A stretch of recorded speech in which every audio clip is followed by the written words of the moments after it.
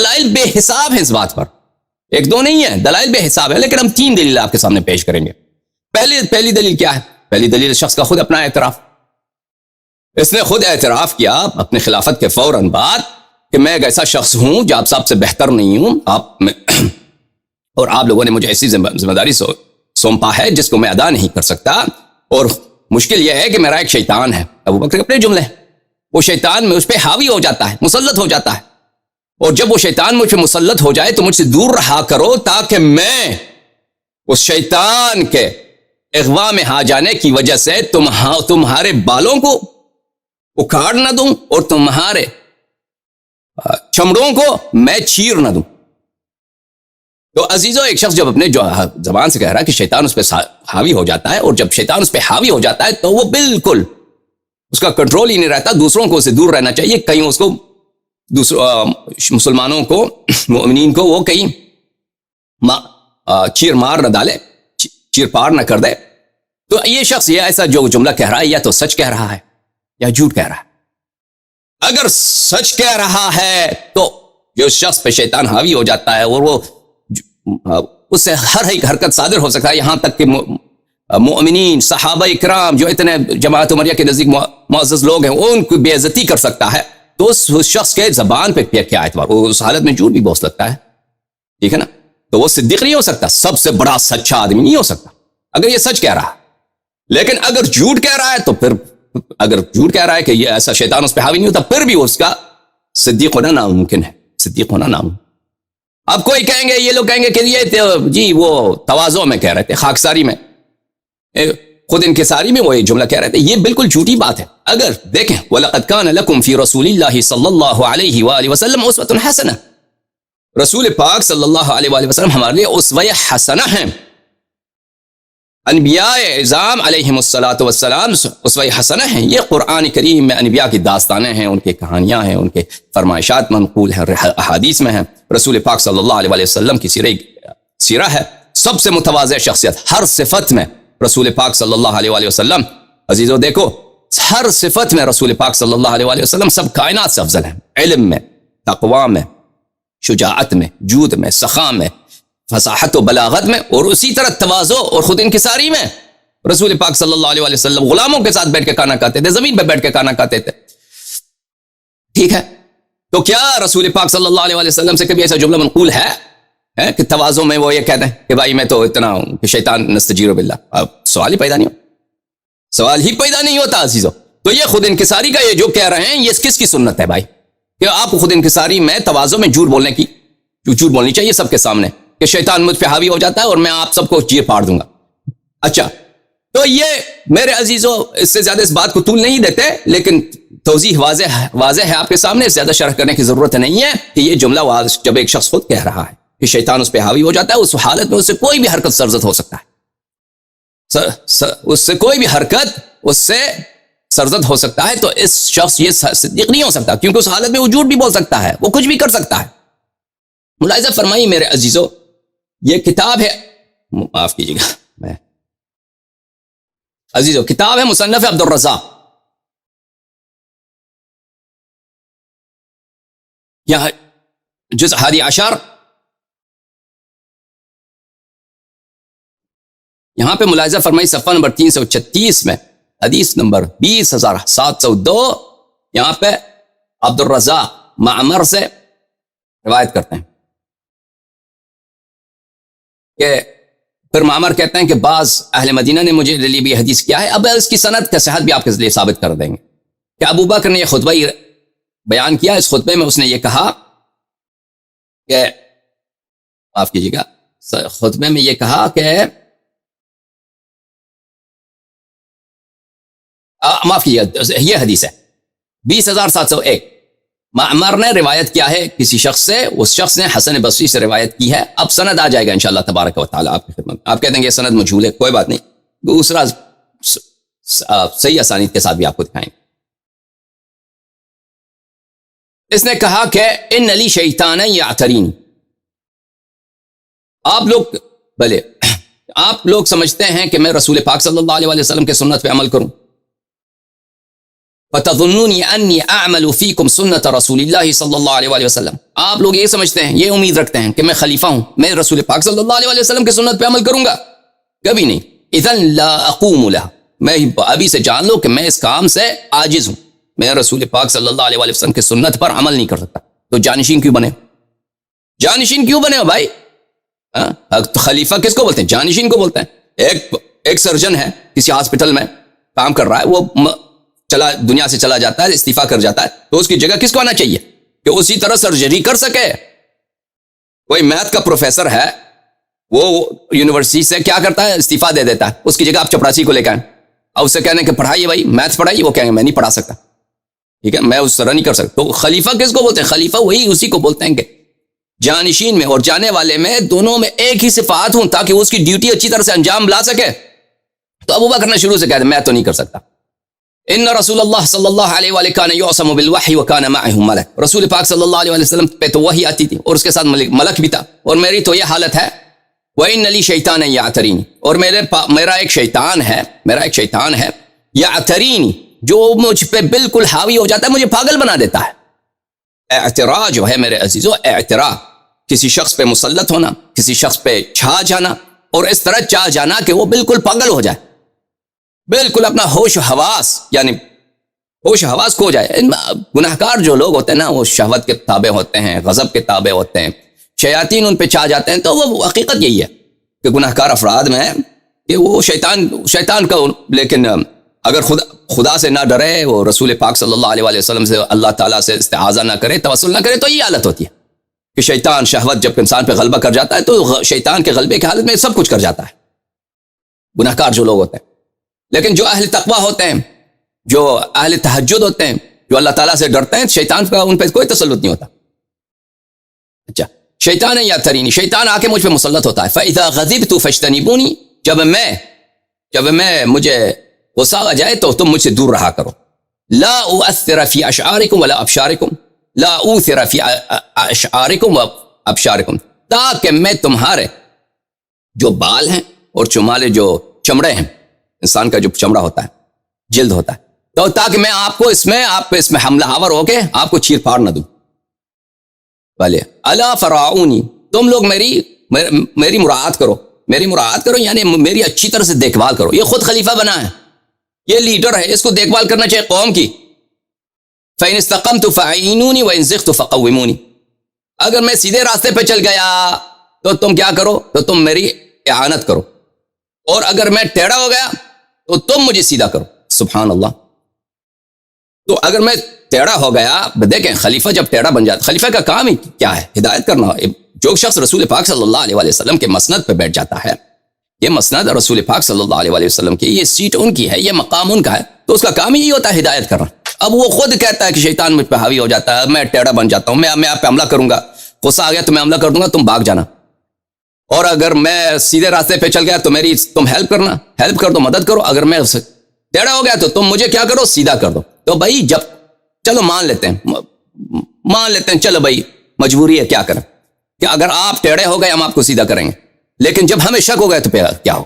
جب ایسا مسئلہ آ جائے کہ امت اسلامیہ کو پتہ نہ ہو. دیکھیں نا، مسائل تو دنیا میں بہت سارے پیش آتے ہیں، کہ ایسا مسئلہ پیش آ جائے کہ ہمیں شک ہو کہ آپ ٹیڑھے ہو گئے، اور آپ اعتراف بھی نہ کریں کہ ٹیڑھے ہو گئے، ادھر سے ہمیں یقین بھی نہ ہو کہ آپ سیدھے ہیں، تو پھر کیا کریں؟ دیکھیں نا، سب مسائل میں سب کا اتفاق تو نہیں ہوتا. یا اگر آپ ٹیڑھے ہو گئے اور ہم نے آپ سے کہا کہ آپ ٹیڑھے ہو گئے، آپ نے نہیں مانا، تو پھر کیا کریں ابوبکر؟ معزز ناظرین، یہ تخریج الاحادیث والآثار الواقع فی تفسیر الکشاف زی علی بڑے محقق ہیں جماعت مخالفین کے. یہ کتاب چھپی ہے سعودی عرب میں. ملاحظہ فرمائیے اس کتاب میں صفحہ نمبر 482 میں اسحاق ابن راہوی نے صحیح سند کے ساتھ روایت کیا. وہب ابن جریر ابن حازم، اس نے اپنے والد سے، اس نے حسن بصری سے روایت کی ہے کہ ابوبکر نے وہی جملہ کہا ہے کہ وَإِنَّ لِي شَيْطَانًا يَعْتَرِينِي، کہ ایک ایسا شیطان ہے جو بالکل مجھ پہ وہ حاوی ہو جاتا ہے اور مجھے پاگل بنا لیتا ہے. ملاحظہ فرمائے نا آپ نے. اچھا، یہ کتاب طبقات الکبریٰ ابن سعد کی، چھاپ دار صادر بیروت، جلد نمبر 3. یہاں پہ ملاحظہ فرمائیے، یہ بھی وہی روایت ہے کہ ابو بکر نے یہی کہا کہ ان علی شیطان یعترینی، ایک ایسا شیطان ہے جو بالکل مجھ پہ حاوی ہو جاتا ہے. ٹھیک ہے. اب عزیزو سند دیکھیے، طبقات الکبریٰ اور زی علی کی جو کتاب تھی اس میں سند کیا تھا میرے عزیزو؟ یہ کتاب ہے طبقات الکبریٰ جو ہم آپ کو دکھا چکے ہیں. ملاحظہ فرمائیے، یہ صفحہ نمبر کون سا ہے بھائی؟ صفحہ نمبر 212، جلد نمبر 3، طبقات الکبریٰ. سند یہ ہے، اخبرنا وہب بن جریر.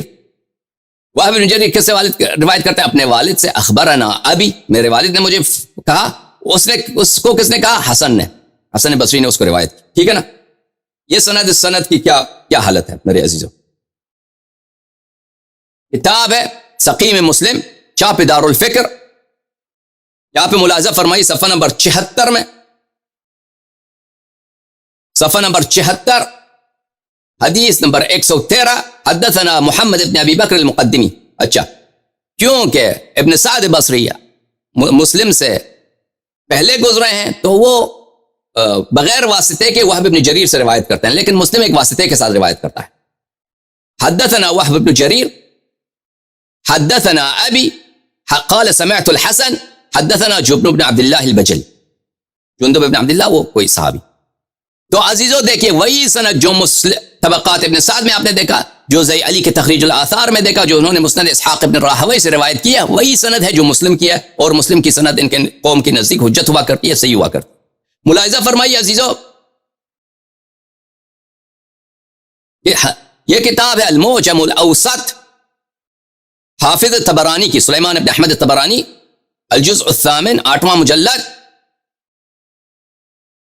یہاں پہ ملاحظہ فرمائیے صفحہ نمبر 267 میں،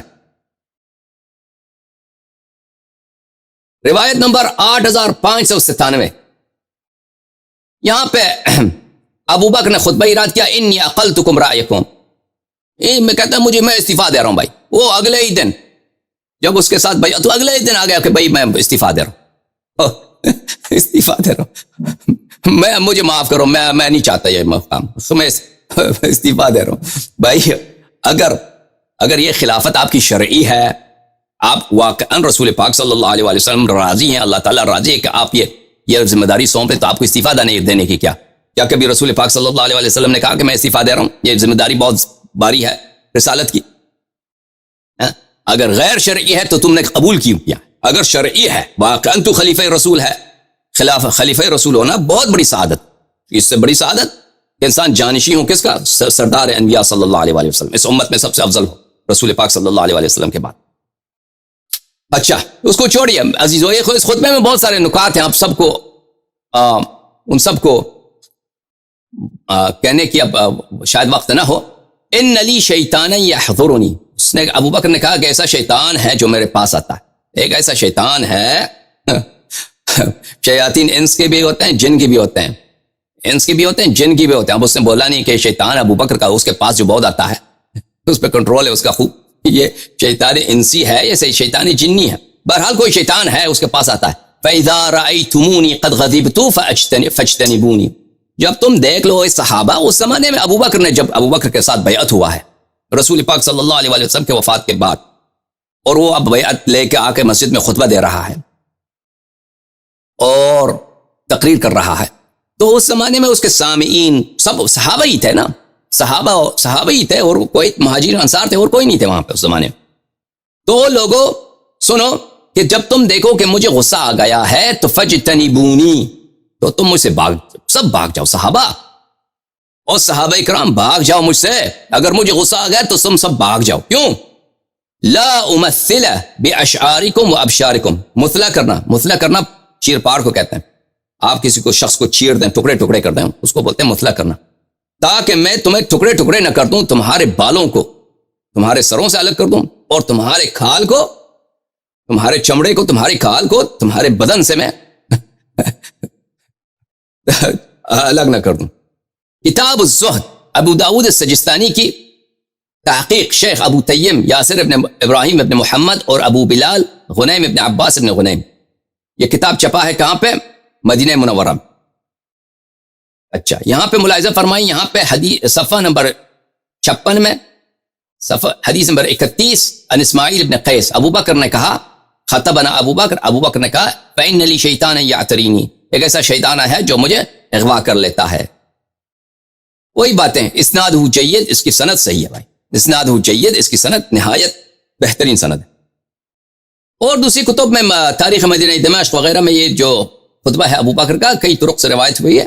ہم وقت بچانے کے لیے اس کو آپ کو نہیں دکھاتے. ملاحظہ فرمائیے تاریخ طبری میں، تاریخ طبری جزء 43 چاپ دار المعارف مصر، یہاں پر ذکر امر ابی بکر فی اول خلافت ہے، ابو بکر کی کہانی اس کے خلافت کے شروع میں صفحہ 223 میں.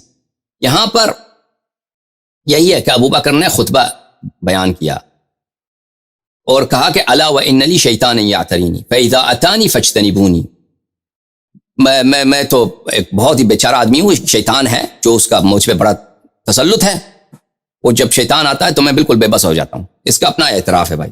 اور سند بھی ہم نے دکھایا آپ کو، سند وہ صحیح مسلم کی سند ہے، اور کتاب الزہد میں اس کی سند صحیح سند کے ساتھ اس نے روایت کی ہے اسماعیل ابن قیس سے، وہ ثابت کر چکے ہیں. اچھا ملاحظہ فرمائیے اس کا ترجمہ اردو تاریخ طبری میں کس طرح ہے، تاکہ آپ نہ کہیں کہ بھائی شیعہ مولوی غلط کر رہا ہے، غلط ترجمہ کر رہا ہے.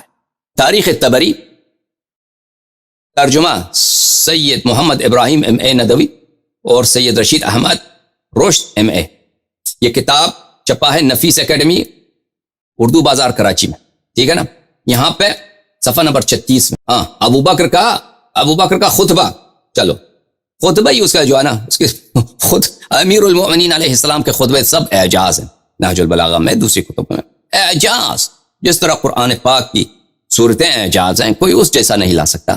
اسی طرح امیر المؤمنین سلام اللہ علیہ کے جو خطبے ہیں، فصاحت میں، بلاغت میں، حکمت میں، اعجاز، انسان حیران رہ جاتا ہے کہ اتنی فصاحت، اتنی بلاغت، اتنی بے پناہ حکمت، اللہ اللہ، انسان یعنی بالکل عقل کھو جاتا ہے عظمت کے سامنے. دیکھیں امیر المؤمنین علیہ السلام کو اپنی گناہکار آنکھوں سے نہیں دیکھا، لیکن ان کے خطبوں کو کبھی کبھار یا ان کے کلمات قصار کو ہم پڑھتے ہیں تو انسان تعجب کر جاتا ہے. جیسے امیر المؤمنین علیہ السلام شجاعت میں، جود میں، تقوی میں، عبادت الہی میں اعجاز تھے.